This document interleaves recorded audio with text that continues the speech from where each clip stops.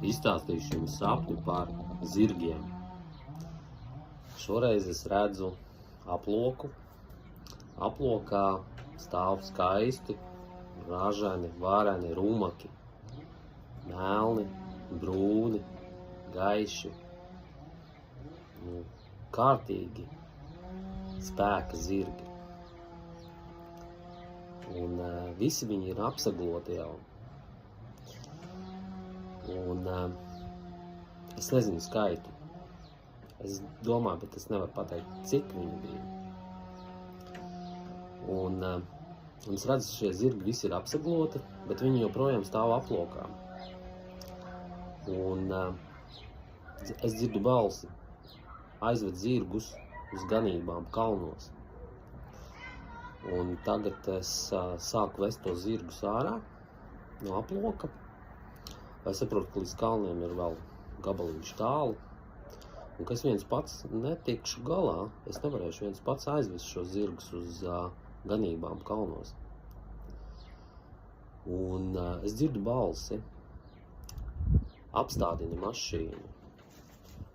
Un es tiešām redzu, brauc mašīna. Un es jautāju, priekš kam man apstādināt mašīnu, ja man ir zirgi? Un es dzirdu balsi, saki, ko tev dara. Un dari, ko tev saka.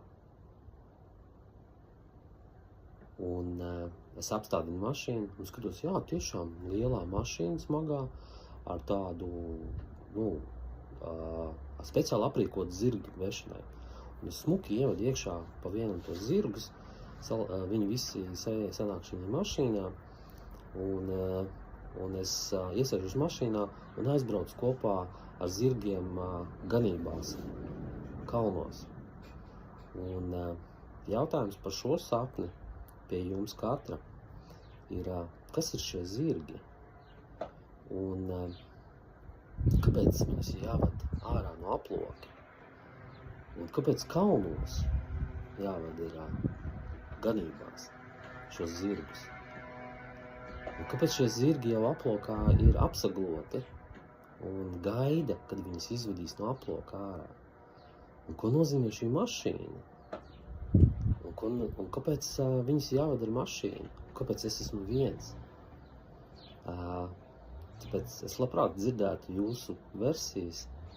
Ierakstiet komentārā, ko jūs saprotat no šī sapņa un kā jūs redzat atbildes uz šiem jautājumiem.